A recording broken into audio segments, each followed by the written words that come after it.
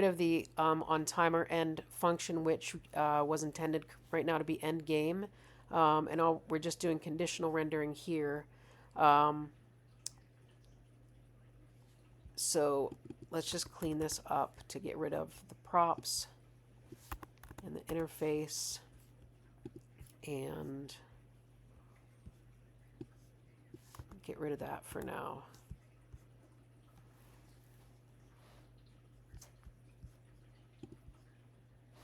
I got rid of the wrong one here. All right, so this cleans it up a little bit. So handle timer end. So when the timer runs out, you want to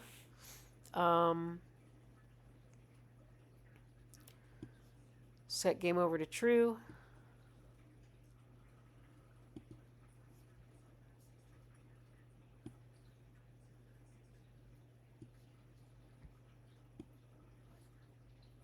Onboarding false. Player IDs.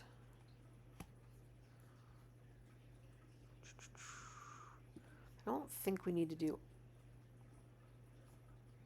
all of this.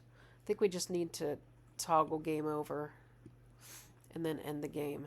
But this is a logic, game logic, so it doesn't belong in app, which is presentational. It belongs in logic. So let's try and add a new game action, which is timer end. It's going to receive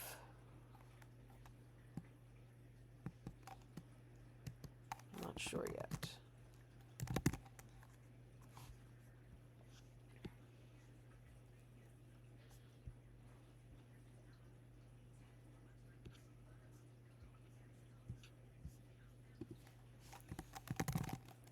Okay, timer end.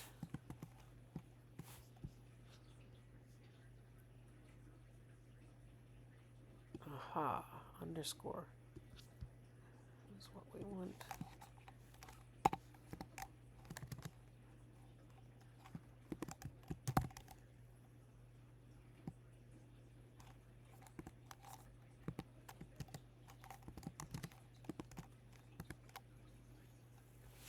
So let's take your logic that is in app. So you're setting game state here, which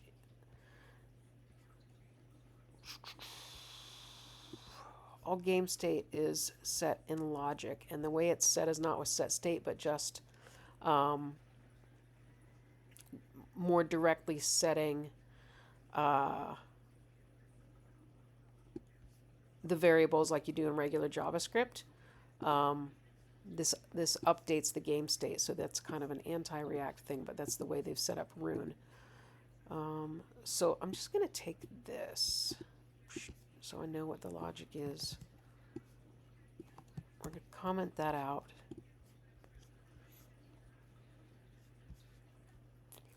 Timer end.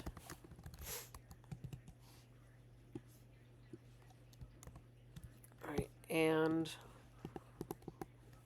we want to toggle is game over to true.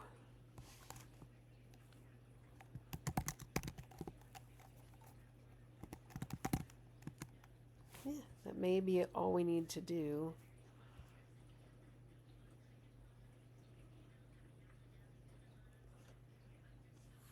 Or we could be more direct about it like this.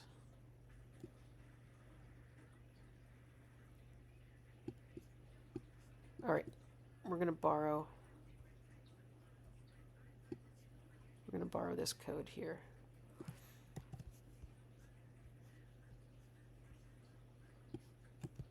So we're just going to end the game. So someone needs to win or lose, so the player whose timer ran out is going to lose. So let's see how this function is getting.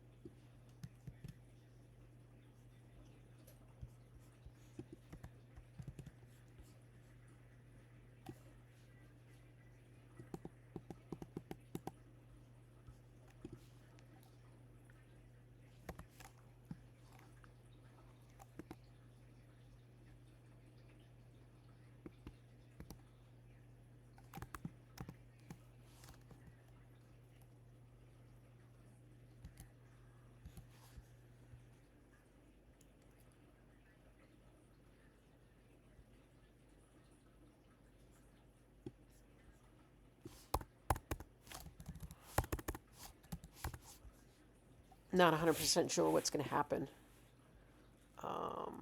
Timer end receives 3. Okay, so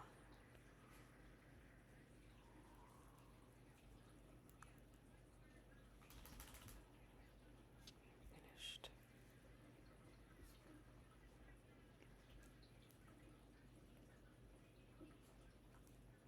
So we have access to timer duration here and game finished. So you can see this is a duplicate of game state.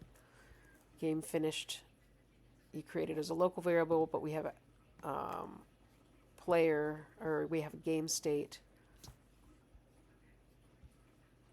is game over already that we can access. So I got rid of that. We have access to timer duration. So let's try this. Down here where you want that effect, instead of this, you'll say timer equal to 0.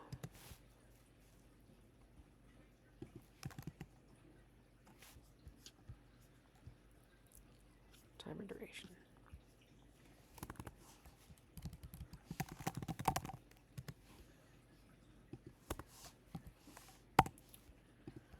So let's just see if this works. So when it counts down to 0, we actually have 2 checks now. There's a check inside of the timer function where it is checking if what the timer duration is. It says timer's up. There's also one here, so we should get 2 indications that the timer is up. Let's see if that works.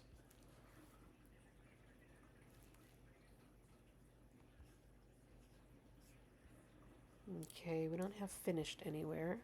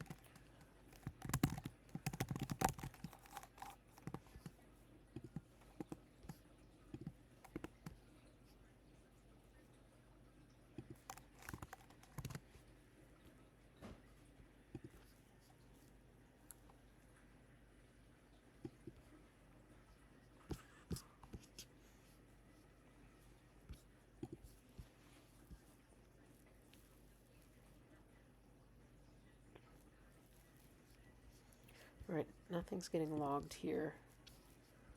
So app does not know about timer duration. Seems like it should. So what I like to do then is log my state up here.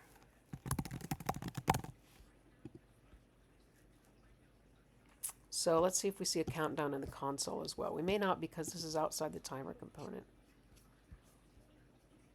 Yeah. All right. Let's try this. I'm going to set timer duration. So we want to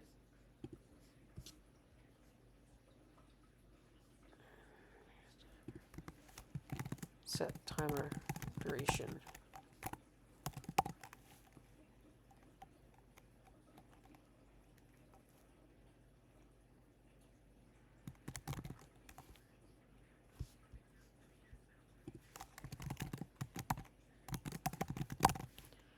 So now we're passing set timer duration,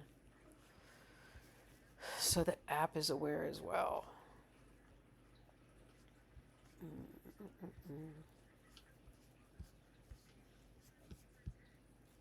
This is really hacky. But again, I'm just trying to troubleshoot some of the React stuff so you can see how I'm thinking about things. But honestly, I think that what's going to happen is that we're going to scrap all of this. But it's good learning.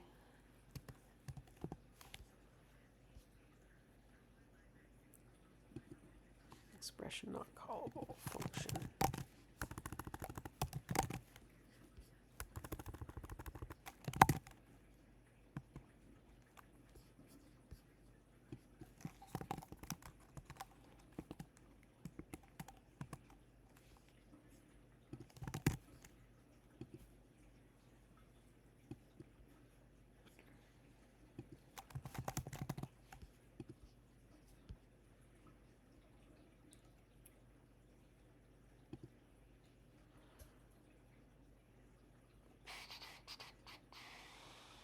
this is painful.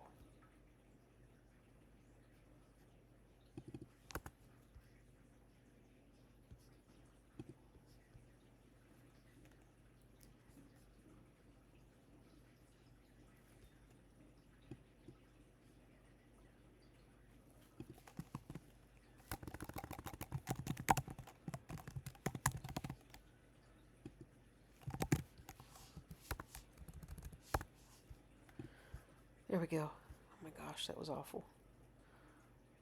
Unreachable code.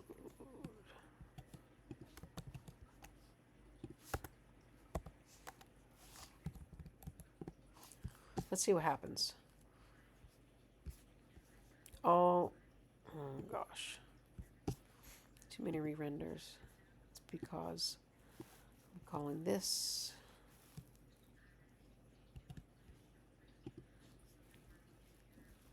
Let's try this.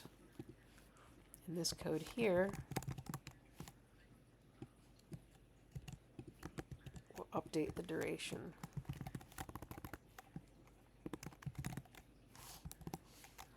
to 0.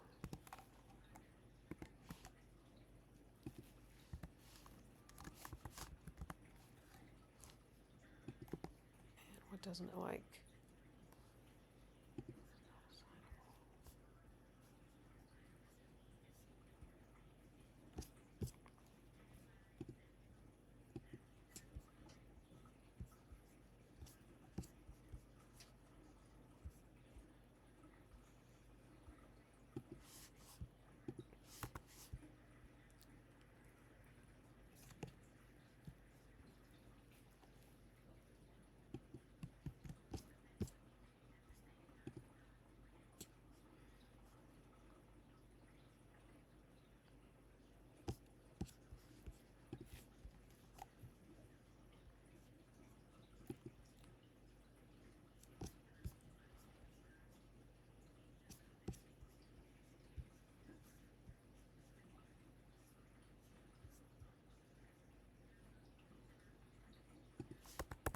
It's because I invoked it.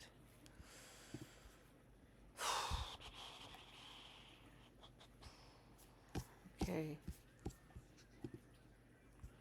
All right. Something's going to happen. It's going to blow up.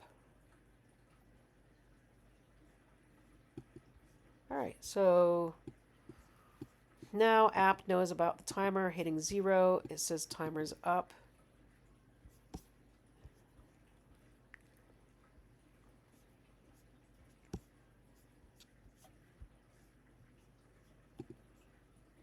Let's see if this piece works now.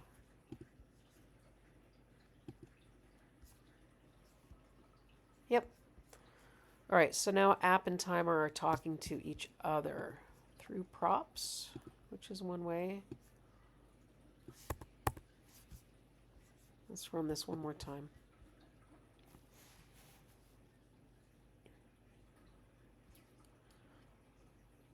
There we go. Okay, I'm going to end this video.